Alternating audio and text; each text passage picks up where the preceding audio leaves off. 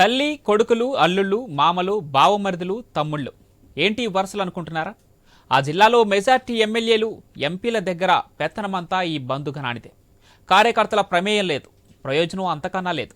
అంతా సకుటుంబ సపరివార సమేతమే. ఒక్కో చోట అసలు ఎమ్మెల్యేల్ని డామినేట్ చేస్తూ షాడోలుగా మారిపోయారు బంధువులు. ఎన్నికల ముందు ఎక్కడున్నారో తెలియదు, కానీ గెలిచాక వారే సర్వస్వమైపోయారు. కార్యకర్తలు నాయకుల్ని సైట్ చేసేశారు. అసలు ఎందుకింత బంధుప్రీతి, కుటుంబ పెత్తనం? ఇంత జరుగుతున్నా వీరి విషయంలో అధిష్టానం ఏం చేస్తోంది? Let's watch the story.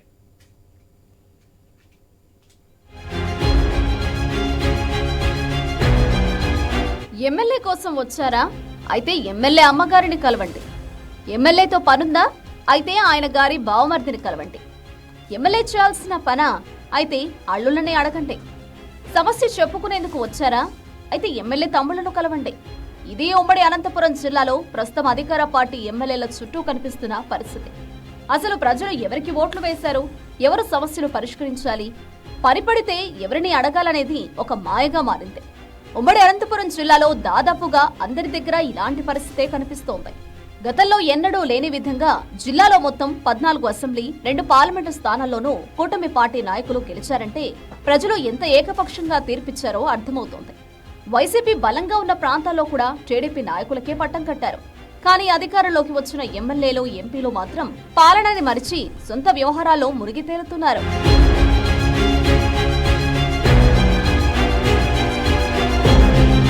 సాంకేతికంగా నియోజకవర్గంలో గెలిచింది ఒక ఎమ్మెల్యే అయితే పెత్తనం సాగించేవారు మాత్రం 2-3 కొన్ని చోట్ల మండలానికి ఒకరు ఎమ్మెల్యేగా మారిపోయారు. ఉమ్మడి అనంతపురం జిల్లాలో 3-4 నియోజకవర్గాలు మినహా మిగిలిన అన్ని చోట్ల ఈ పరిస్థితే కనిపిస్తోంది. ఇలాంటి బంధుప్రీతి లేకుండా రాగద్వేషాలకు అతీతంగా పనిచేస్తామని ప్రమాణం చేసిన నాయకులు ఇప్పుడు సపరివార సమేతంగా పాలన సాగిస్తున్నారు. వాస్తవంగా ఇప్పుడు పెత్తనం చేస్తున్న ఎమ్మెల్యేల బంధుగణం ఎవరికీ ఎన్నికల ముందు తెలియదు. ప్రజలు కేవలం పార్టీని, ఎమ్మెల్యే అభ్యర్థిని చూసి మాత్రమే ఓటేశారు. మరీ ముఖ్యంగా చెప్పాలంటే వీరంతా గెలవడంలో ప్రధాన భూమిక పార్టీ క్యాడరే. పార్టీ బతికి బట్టగడుతుందో లేదో అనుకున్న పరిస్థితి నుంచి ఎన్నో పోరాటాలు, ఉద్యమాలు చేసి మళ్లీ జెండాని బలంగా నిలబెట్టారు. ఎమ్మెల్యే అభ్యర్థులుగా గెలిచిన వారెవరూ క్షేత్రస్థాయిలో అంత ప్రత్యక్షంగా ఎక్కడా పోరాడింది లేదు. క్యాడర్ కష్టంతోనే ఇంత వన్ సైడ్ విక్టరీ వచ్చింది.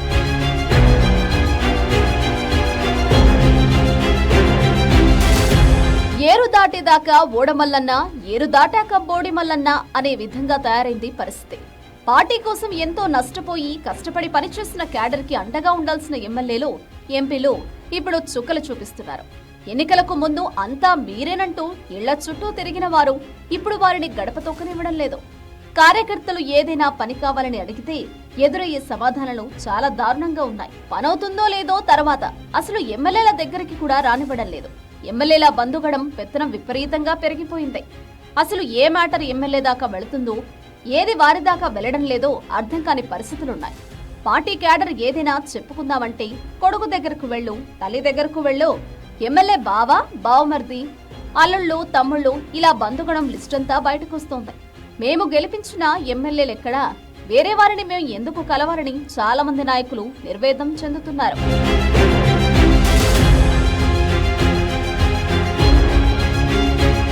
ఎలాగోలా ఎమ్మెల్యే దాకా చేరితే ఎందుకొచ్చావన్నట్లు మొహాలు పెడుతున్నారు. ఎప్పుడూ ఎమ్మెల్యే కార్యాలయం దగ్గరే పనుంటుందా, ఫీల్డ్లో తిరగవా అంటూ కొందరి గదమాయింపు అంతా ఇంతా కాదు. ప్రతిపక్షంలో ఉన్నప్పుడు పార్టీలో ఎంతో హుందాగా ఉన్న నాయకులు కూడా ఇప్పుడు అధికారంలోకి వచ్చాక అవమానకర పరిస్థితులు ఎదుర్కోవాల్సి వస్తోంది. పనుల సంగతి పక్కన పెడితే కనీసం మర్యాద కూడా దక్కడం లేదని ఆవేదన చెందుతున్నారు. జిల్లాలోని మెజారిటీ నియోజకవర్గాల్లో ఇదే పరిస్థితి కనిపిస్తోంది. ఒక్క హిందూపురం, ధర్మవరం విషయంలో మాత్రం బంధుగణం కనిపించదు.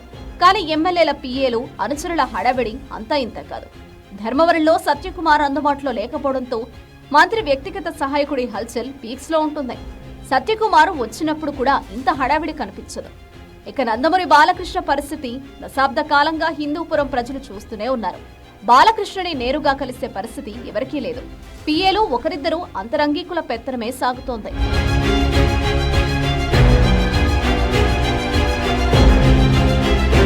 పార్టీలో కార్యకర్తలు, నాయకులు పరిస్థితి ఇలా ఉంటే ఇక ఓట్లు వేసి గెలిపించిన ప్రజల సంగతి ప్రత్యేకంగా చెప్పాల్సిన పని లేదు.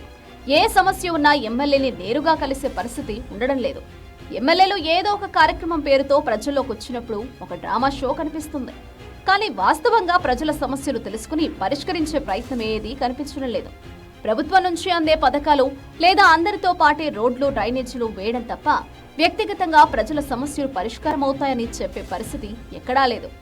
అసలు కొన్ని చోట్ల సమస్యకు మూల కారణం ఎమ్మెల్యే బంధుగణం, ఇతర వ్యక్తులే అన్నది కూడా ఓపెన్ సీక్రెట్. ఇలా అధికారంలోకి రాకముందు ఒకలా, వచ్చిన తర్వాత కుటుంబ పెత్తనంతో ఉమ్మడి అనంతపురం జిల్లాలో అధికార పార్టీ నాయకుల మీద సొంత పార్టీలోనే వ్యతిరేకత కనిపిస్తోంది. ఇక ప్రజలైతే పెనం మీద నుంచి పొయ్యిలో పడ్డాం అన్న అభిప్రాయంతో ఉన్నట్లు కనిపిస్తోంది.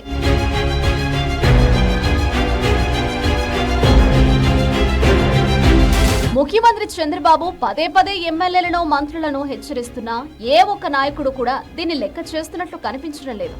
డబ్బు ఖర్చు పెట్టాం, ఎన్నికల్లో గెలిచాం, మా పని మాదే అన్నట్లు వ్యవహరిస్తున్నారు. ఈ కుటుంబ పాలనపై ముఖ్యమంత్రి సీరియస్ గా జోక్యం చేసుకోకపోతే ప్రజల సంగతి పక్కన పెడితే పార్టీ కార్యకర్తలు తిరగబడే రోజు ఎంతో దూరంలో లేదనే మాట వినిపిస్తోంది.